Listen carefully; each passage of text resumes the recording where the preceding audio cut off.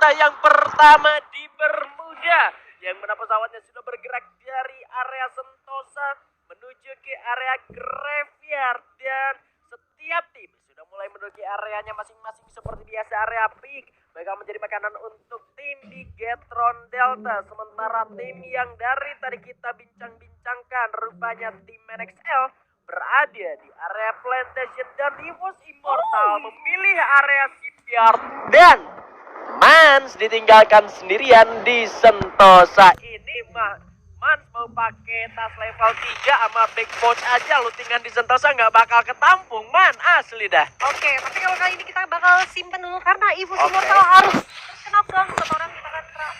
Yang dimana rasnya harus dipulangkan, dan kali ini ternyata NXL yang harus jadi bulanan dari EVOS Immortal. Tapi kita bakal ngeliat karena posisinya sebenarnya tadi EVOS Immortal berhasil untuk nge-pick up satu dari Jojon. Nggak lihat ada serangan, dan kali ini Street, oh my god, sekarat sekali posisinya. 10 XP yang tersisa bakal mencoba untuk melakukan lootingan aja. Dia tahu posisinya sangat tidak kuat, dengan apalagi kalau kita bisa bilang masih ada Bansi. Tenang aja, masih kalem hirup karena masih itu masih jauh banget di area Sentosa sendirian, tidak ada yang mengganggu. Dan kalau misalkan dia bisa mendapatkan koin-koinan, ini bisa banget untuk menghidupkan teman-temannya lagi. Tapi untuk Street ini bebannya besar sekali karena dia harus recall dengan cepat, dan itu mustahil karena sudah ada satu orang yang mencoba untuk keras ke arah pertahanan dari Street, dan kali Street sudah terkena beberapa XP-nya. Oke, bakal mencoba untuk mediasi dulu sejenak. Oke, ditahan dulu, ditahan. Karena kita tahu di atas sebenarnya Street sudah mengaktifkan sang homer. Dia sudah tahu positioning dari seorang Mats. Kali langsung di dijamnya, tapi Street, oh my god, dia punya face, harus terkena down karena tidak adanya face yang bisa membuat Street kuat. Iya ya, tapi itu adalah plan A yang sebetulnya gagal, dan EVOS Immortal sudah memiliki plan B-nya itu sendiri, supaya ketika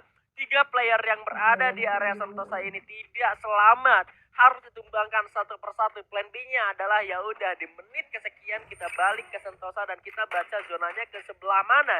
Terkhusus untuk tim EVOS Immortal aja, karena Mans yang ditinggalkan sendirian. Mans udah punya plan B yang benar-benar bisa dimaksimalin sama tim EVOS Immortal, sehingga mereka masih bisa survive sampai ke arah late game-nya. Tinggal caranya gimana dari tim EVOS Immortal, mereka bisa dibilangnya baru turun di menit ketiga, baru looting di menit ketiga gitu loh, baru start di menit ketiga, sementara tim-tim yang lain udah start dari awal. Itu mungkin yang bakal sedikit jadi PR. Sementara kali ini kita melihat ada seorang Alpha yang sedang berupaya untuk melakukan pick off terhadap satu player dari Mantap kali. Rupanya Alpha pun harus ditumbangkan, meskipun ada Skybin berhasil menumbangkan balas ke arah sebelah kanan, tapi Alpha akan sulit untuk diselamatkan oleh waktu yang terlalu lama. Ya, setuju ya. Apalagi dengan posisi seperti ini, sebenarnya anak-anak West Bandit itu masih belum cukup kuat untuk melakukan engage gitu. Dengan kita lihat aja, Skybeam di sini masih belum mempunyai apapun, hanya mempunyai beberapa senjata aja. Tapi Azo di NXL kali ini harus terkena dan langsung dipanis begitu saja. Ada kakak masih mencoba untuk nge-tapping ke arah depan. Ternyata kalau kita lihat itu adalah anak-anak dari Zumarawa, yang dimana Sion berhasil untuk mendapatkan satu orang dari Putra 15. Langsung di ending begitu saja. 4 poin kill yang sudah dikantongi oleh NXL. Ini adalah pertempuran yang cukup sengit, karena menurut aku nih ya, NXL sendiri itu masih mempunyai strategi fight. Dia tetap siap walaupun dia tahu yang pertama dia harus ditetakin sama EVOS Immortal. 3 orang sudah berhasil didapatkan, dan kali ini ada Zumarawa lagi yang mencoba untuk coming. Dan sebenarnya NXL ini rotasinya cepat sekali, dan kita bakal ngeliat nih strategi dari anak-anak NXL. Dia tahu banget posisinya tuh masih cukup ramai untuk Zumarawa kali ini, yang dimana Lukman masih tidak melakukan back off, dan ada inisiasi langsung dimajuin begitu aja. Ada kakak yang langsung mencoba untuk pop up satu glualnya, bakal mencoba untuk memegang senjata SKS ya, dan ada Sion yang bakal mencoba untuk maju begitu saja menggunakan launchpad. Tapi Dewa United, kan? What are you doing? Astaga. Nah lo kan? Astaga, Dewa. Nah lo kan? Ya Coba buka capture yang Mbun punya foto tadi drop zone. Kalau Dewa United mereka benar-benar ngedrop ke arah mil. Dan mereka tumbang di bagian atas dari Bima Sakti, bagian atas dari Plantation. Ini artinya ada rotasi cepat yang dilakukan oleh tim Dewa United. Bener kan mereka ngedrop di mil? Ya, sementara MLS ini ada di observatory, dan mereka bertemu di area atas dari Plantation, dekat-dekat pas NXL pertama ngedrop. Di sebelah sana, di bagian atas dari 2 rumah L yang ada launchpad. Kok bisa ke sana? Dan ini sebetulnya merupakan beban tersendiri Oh. sih. Kalau aku yakin ini beban tersendiri buat tim Dewa United. Mereka punya poin tapi belum aman dan mereka punya pressure yang lebih tinggi. Noh, lihat dari Mil, mereka harus lewati Riverside lalu ke Plantation. Sementara untuk masuk ke area bagian zona yang masih terlihat ada satu revival spot di area bagian bawah dari Mil yang itu juga sebenarnya bisa jadi checkpoint buat mereka. Tapi ada plan yang lain yang dilakukan oleh tim Dewa United, perubahan yang sebetulnya bisa aja nggak kebaca sama Opi Griffin ataupun Bigetron Delta, tapi malah jadi malapetaka dan MLS yang berhasil untuk menumbangkan tim Dewa United. Ini bukan satu kabar yang baik buat tim Dewa United dan mereka harus cepat-cepat mengantisipasi mumpung masih ada 7 game lagi tersisa. Sementara ketika aku tadi sempat menjelaskan tentang NXL, kita juga melihat tadi ada tim, ketika aku jelasin tim Dewa United, ada juga tim NXL yang harus tumbangin satu persatu membernya oleh tim dari Zumarawa. Itu dia, yang mana dari tim NXL sendiri harus ke pick off satu persatu. Dan aku tadi sempat bilang di area atas itu ada West Bandits, agak ketukar. Sebetulnya Zumarawa yang masih tetap bermain di arah atas, dan sejauh ini juga kedudukannya dari kedua tim yang berada di luar zona ini masih belum cukup aman juga gitu loh. Dan Sion pun kayaknya masih belum punya poin untuk bisa ngerebut kembali teman-temannya. Ya kelihatan dari Grandi Sion yang sebenarnya hanya memutari area shipyard. Dia terlalu gambling, entah keputusan yang seperti apa yang harus diambil, karena balik lagi kalau misalkan mau mencoba untuk melakukan resaving di spot area itu sulit, dan posisinya sebenarnya shipyardnya kosong, tapi shipyard itu ada beberapa tim yang coba untuk melalui, dan gua rasa dengan adanya beberapa tim kali ini harusnya lootingan sudah sangat minim. Tapi kita bakal keep dulu, karena kalau kita perhatikan di area circle amat ini, di area pick yang dimana Sesko Boba harusnya sudah mengamankan satu compound mereka. Dia tahu banget di depan mereka masih ada satu tim yaitu Opi Griffin, dan dia harus waspada di area patahan yang dimana bisa banget untuk menjadi peperangan selanjutnya. Karena kita tahu area patahan yang seperti ini krusial banget untuk tim-tim coba untuk rotasi selanjutnya. Tapi kita masih bisa bilang lagi ya, sebenarnya kalau misalkan lu sudah amankan circle aman terlebih dahulu, ini beresikonya lebih tinggi. Kenapa? Karena akan menjadi tempat checkpoint dari tim-tim selanjutnya dan akan mencoba untuk menjadi perebutan tim. Dan kalau kita lihat di sini di area factory, ini ada RRQ Hype yang dimana harusnya sneaky picky, dan posisi dari WLA King ini tahu banget ada anak-anak dari RRQ Hype yang dimana Crime sudah menggunakan satu vehicle-nya harusnya mencoba untuk mencuri pertahanan vehicle dari WLA. Tapi kalau kita lihat sebenarnya Jars di sini dia langsung produksi untuk wall aja, dia nggak mau terlalu banyak bergerak. Dia tahu posisinya mungkin sudah aman, ternyata tidak, karena Do kali ini melihat keberadaan dari Uki.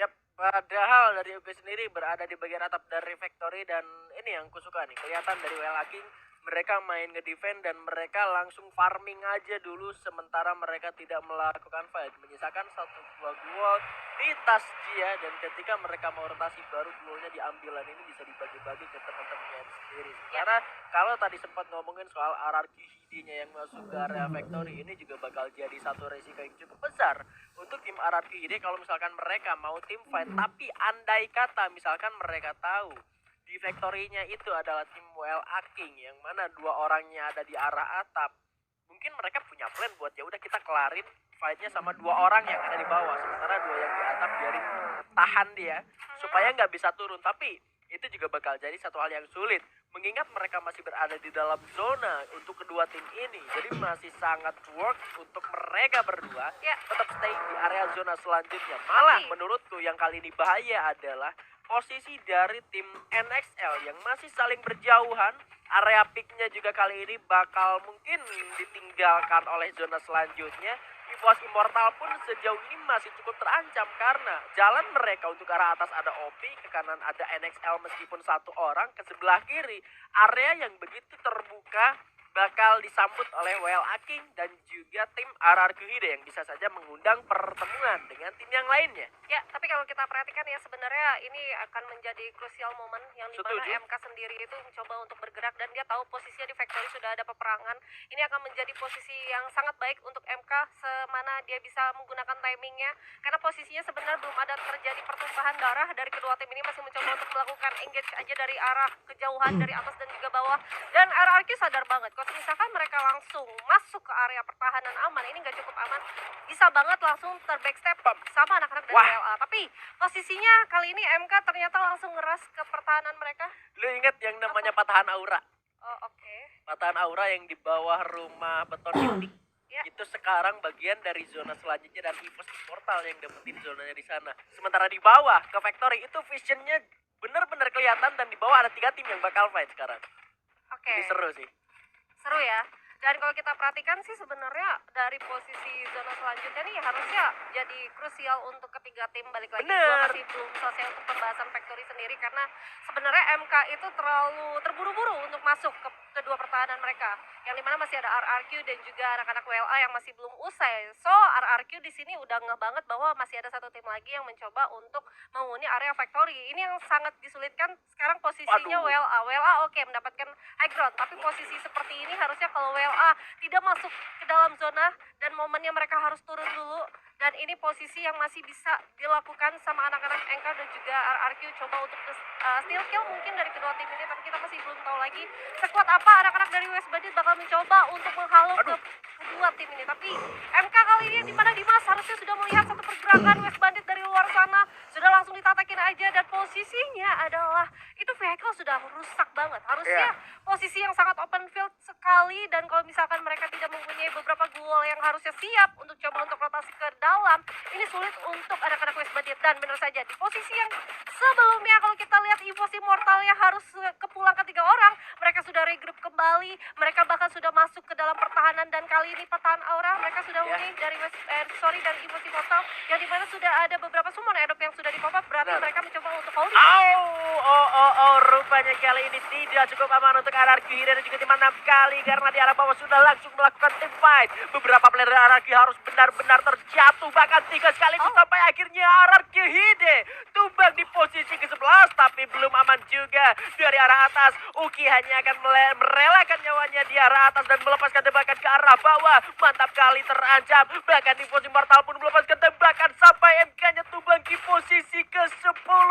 Wela King masih survive, tetapi dengan beberapa player yang tersisa, tentu ini bakal menjadi kesulitan sendiri untuk mereka. Somehow NXL juga perlahan-lahan masuk ke dalam zona selanjutnya, bakal fight bersama dengan Bigetron Delta, tapi zonanya kepental menuju ke arah Zumarawa di sana. West Bandit juga kebagian zona. Opi Griffin tidak akan bisa lagi untuk menghindari tim fightnya sepertinya, Baby Mbun. Ya, dan kali ini anak-anak EVOS Immortal mencoba untuk menataki tim-tim yang memang berada di luar zona. Ini sudah kita lihat banget di mana posisi dari mereka mencoba untuk steal kill ke arah anak-anak dari MK. Yang kesulitan adalah West Bandit, tapi sisi lain NXL juga harus dipulangkan di posisi ke-9. Dan kali ini di ruang labirin kita bakal melihat perang dari kedua tim, yang dimana akhirnya Bigetron harus bertumpah darah melawan Opi Griffin, yang dimana ada satu tapping yang manja menggunakan satu shotgunnya, dan di sisi lain Wela King harus tereliminasi dan full harus terkena dengan beberapa lemparan granat. Dia pulang di posisi ke-7. Bigetron harus mencoba untuk mediasi terlebih cepat karena posisinya adalah zonanya mulai menyusut, dan kali ini harusnya sudah ditungguin sekali sama anak-anak dari Sesko Bobab. Tapi posisi kali ini kalau kita perhatikan, EVOS Immortal berhasil untuk menumbangkan satu orang dari West Bandit, dan kali ini Skybeat masih mencoba untuk melakukan reviving, tapi langsung dimajuin begitu saja oleh EVOS Immortal. Yap, pertempuran pun masih belum usai karena di belakang masih ada MLS yang bisa saja datang sebagai third party putra. Berhasil tumbangkan di sana.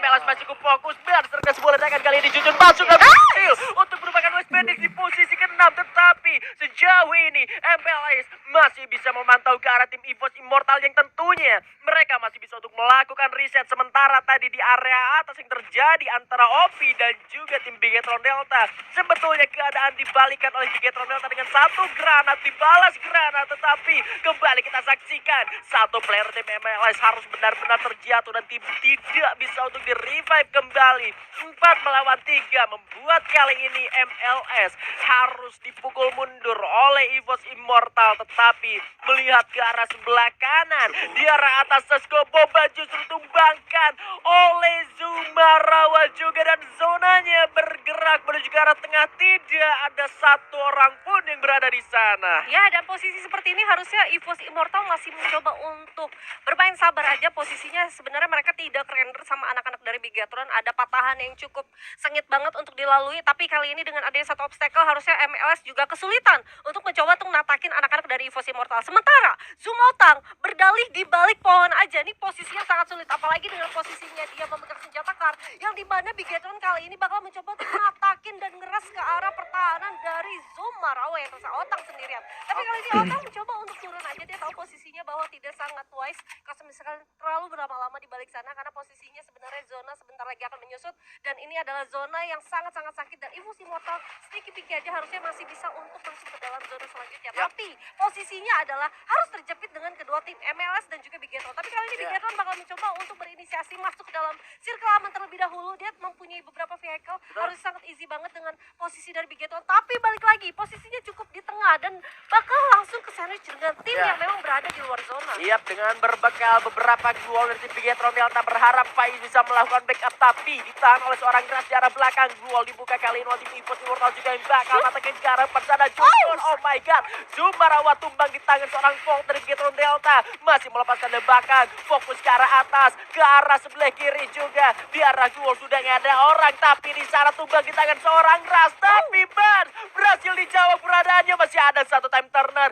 yang masih disimpan. Masih bisa untuk melakukan penyelamatan sementara MLS berada di arah bawah. Masih bisa untuk survive. Sensei sudah tertembak. Evos Immortal masuk ke arah dalam. Granatnya ditembakkan dengan di granat juga. Voltnya tumbang menyisakan MLS di arah bawah yang juga tereliminasi dan ini